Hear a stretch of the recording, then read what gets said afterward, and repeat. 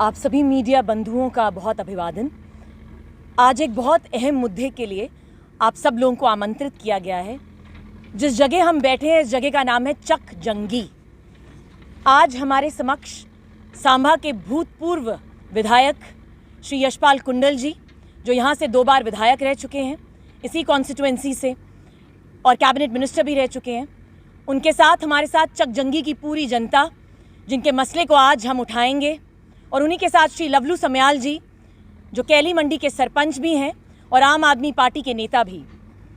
इसके पहले कि मैं श्री यशपाल कुंडल जी को आमंत्रित करूं और उनसे आग्रह करूं कि वो सोई हुई सरकार को जगाए कि अनुसूचित जातियों के साथ किस तरह से भेदभाव किया जा रहा है, इससे पहले एक आम आदमी पार्टी की स्टेट स्पोक्स पर्सन और इन सभी चक जंगियों के जो निवासी जो आए हैं उनकी प्रतिनिधि के दौर पर मैं आपके समक्ष कुछ तथ्य रखना चाहूंगी।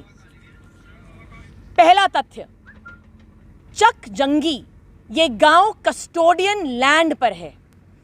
14 जनवरी 2021 को ministry of road transport and highways, जिसे हम सड़क परिवहन और राजमार्ग मंत्रालय भी कहते हैं, इन्होंने 3-4 नोटिफिकेशंस निकाली, अधिसूचनाएं। पहली अधिसूचना 14 जनवरी 2021 को निकली, दूसरी 25 मार्च 2021 में, तीसरी 9 जून 2021 को और चौथी नोटिफिकेशन निकली 3 नवंबर 2022 को। इन सभी नोटिफिकेशनों में इन्होंने ऑब्जेक्शंस डिमांड करी और बहुत ही बेहतरीन तरीके से लिखा गया कि दिल्ली, लुधियाना, अमृतसर, कटरा एक्सप्रेस हाईवे के लिए सड़क के लिए ज़मीन ली जाएगी सांबा में। और बहुत ही गुने चुने शब्दों में इन्होंने मांग रखी कि अगर किसी को कोई ऑब्जेक्शन है तो वो ऑब्जेक्शन सामने लाएं। फाइनल नोटिफिकेशन 16 अप्रैल 2022 को आई, एक पब्लिक नोटिस निकाला गया। उसके तहत मैं आप लोगों के सामने एक तथ्य रखना चाहूँगी। उसके तहत हम लोगों ने, चक जंगी के गांव के लोगों ने अपने विधायकों से बात करी, अपने मिनिस्टरों से बात करी, एमपी साहब से बात करी, मगर किसी ने इनकी नहीं सुनी। 2020 से लेकर तकरीबन 2022 तक, नवंबर तक ये रिप्रेजेंटेशंस लिखते रहे।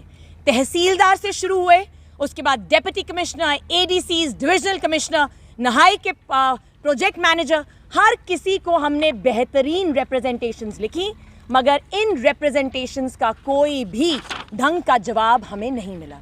अगर मीडिया वालों को कोई भी रिप्रेजेंटेशन चाहिए होगी तो हम सबमिट करेंगे। हमारे मेन मुद्दे 2 हैं। पहला, आप 50 एकड़ ज़मीन जो है ले रहे हैं हमसे, हमारे गांव से, क्योंकि आपने इस पे जंक्शन बनाना है। कॉम्पनसेशन का मसला हम कोर्ट लेके जाएंगे या न्यायालय, उच्च न्यायालय, और अगर यदि हम उच्च न्यायालय में हार गए तो सर्वोत्तम न्यायालय के पास जाएंगे इनकी कॉम्पनसेशन की लड़ाई लड़ने।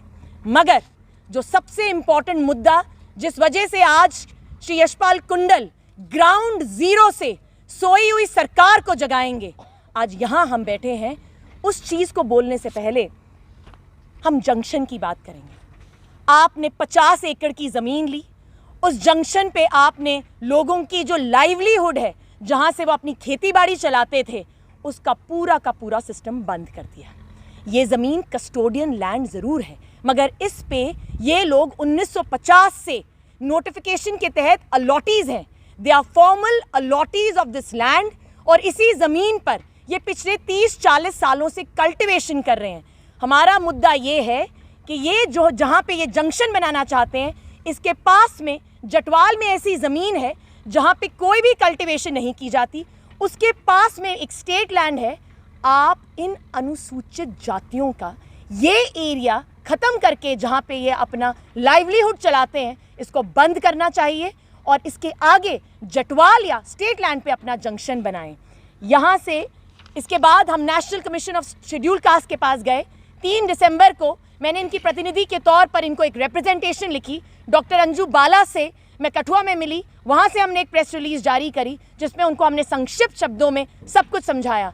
अंजू बाला जी को national commission state for the schedule caste के तहत हमने उनको एक रिप्रेजेंटेशन भेज दी है। एक और रिप्रेजेंटेशन जिसमें हम इनको अलॉटीज़ का पूरा ऑर्डर लगा के दूसरी रिप्रेजेंटेशन 1 हफ्ते में भेजेंगे, और उसके बाद ये सारी ऑल्टरनेटिव रेमेडीज़ एग्जॉस्ट करने के बाद यदि हमें 30 दिसंबर इस साल के कोई स्टे ऑर्डर नहीं मिला तो हम हाई कोर्ट का दरवाज़ा खटखटाएंगे। मेरी एलजी सरकार और सेंटर की सरकार को एक ज़ोरदार अपील रहेगी कि अनुसूचित जातियों के साथ आप इस तरह ढोंग और उनको अपने हक से वंचित ना करें। इसी के साथ उनकी आजीविका के साथ ना खेलें। भारत के संविधान की उद्देशिका में जस्टिस के 3 पहलू लिखे हैं, सोशल, इकोनॉमिक एंड पॉलिटिकल। आप सामाजिक तौर पे, आर्थिक तौर पे और राजनीतिक तौर पे इनका शोषण नहीं कर सकते। इसी के साथ मैं हमारे भूतपूर्व विधायक श्री यशपाल कुंडल जी को बोलूंगी कि सोई हुई एलजी की सरकार और सोई हुई सेंटर की सरकार को जगाएं और उन्हें बताएं कि इन अनुसूचित जातियों के साथ कितना बहुत भेदभाव किया जा रहा है। सर देखिए, आज हम चक जंगी सरकार में जो इकट्ठे हुए हैं, इन लोगों ने हर एक तहसीलदार से लेकर डिवीजन कमीशन तक, एलजी तक अपनी जो रिप्रेजेंटेटिव है वो पहुंचाई, लेकिन किसी ने इनकी बात नहीं सुनी।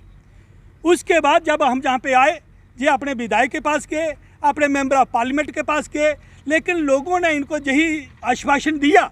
लेकिन बाद में ये हुआ कि आज आपने देखा काम जहाँ पे लगा हुआ है, एक जहाँ ही नहीं, जहाँ जहाँ इन लोगों की ज़मीन है। इससे पहले मनानू में ज़मीन थी, वो भी ये लोग लाटी थे, और वहाँ भी जो इन्होंने एग्रीकल्चर यूनिवर्सिटी बनाने के लिए इनको डिस्टर्ब किया और ज़मीन छीन ली। आज ये चकजंगी में भी इन्होंने ऐसा ही कर रहे हैं।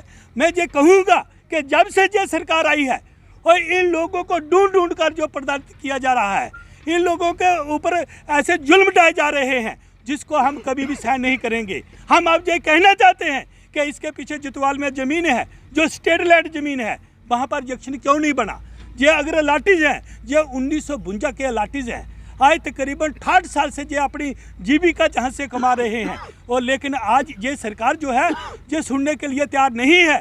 इसके लिए हम पूरी लड़ाई लड़ेंगे। हम सबसे पहले जो एससी कमीशन ऑफ इंडिया है उसको हमने अपनी जो दरख्वास्त है वो भेज दी है। अगर वो कमीशन हमें स्टे नहीं देता है तो जो हमारे अपू सिंह जी जो हमारी स्पोक्स पर्सन है आम आदमी पार्टी की, हम हाई कोर्ट जाएंगे। हाई कोर्ट में नहीं सुनी तो सुप्रीम कोर्ट में जाएंगे। लेकिन जो हम ये कहेंगे कि जब तक इन लोगों की डिमांड पूरी नहीं होती, हम बैठने वालों में से नहीं है। हम इन लोगों को पूरा अधिकार दिलाएंगे। जो इनका हक छीना जा रहा है, इनके हक पर कभी भी डाका नहीं पड़ने देने। ये हम जो आप कहना चाहते हैं कि वो भी 2 शब्द बोल लें। देखिए, ये गांव के लोग हैं और इनके पास यही जमीन जो है वो थी जिसके ऊपर ये खेती बाड़ी करते थे। गरीब लोग हैं, इसी से अपने घर का गुजारा करते थे, बच्चों का लालन पोषण करते थे। लेकिन गवर्नमेंट का एक अड़ियल सा जो रवैया इनके प्रति चल रहा है, जैसे कि बताया कि इसके पीछे जतवाल में अगर कोई गांव जहां पे स्टेट लैंड है, जहां फिर खड्ड और नाले जो हैं, बंजर जमीन जो रहती है, वहां पे इसको शिफ्ट नहीं किया जा रहा, तो सीधा सीधा ऐसा लग रहा है कि ये इन लोगों के साथ इनजस्टिस किया जा रहा है। किसी साजिश के तहत इस जमीन को हथियाने का काम जो है, जो नेशनल हाईवे अथॉरिटी और गवर्नमेंट ऑफ इंडिया जो कर रही है, मैं प्रधानमंत्री जी से, एलजी जम्मू कश्मीर से ये रिक्वेस्ट करूंगा कि इन गरीब लोगों के साथ ऐसा अत्याचार ना किया जाए। जो पीछे लैंड है उसके बारे में विचार किया जाए, वहां पे जमीन को ट्रेस आउट कर जल्द से जल्द इस टर्मिनल को शिफ्ट करके वहां पे भेजा जाए, ताकि इन लोगों का जो रहन सहन है, जो गरीबी की आगे ही गरीबी में ये लोग जी रहे हैं, इनके बच्चे जिस तरह से खा पी रहे हैं, पढ़ रहे हैं, इनका गुजारा जो है वो चलता जाए। जैसा कि मैडम ने बताया, यशपाल कुंडल जी ने बताया कि हम चुप करने वालों में से नहीं है। अगर हमें जरूरत पड़ेगी, जिस हद तक हमें जाना पड़ेगा, हम जाएंगे और इन लोगों के साथ इनजस्टिस नहीं होने देंगे। धन्यवाद। अगर मीडिया वालों का कोई भी सवाल है तो आप पूछ सकते हैं, कोई भी प्रश्न अगर आप पूछना चाहें।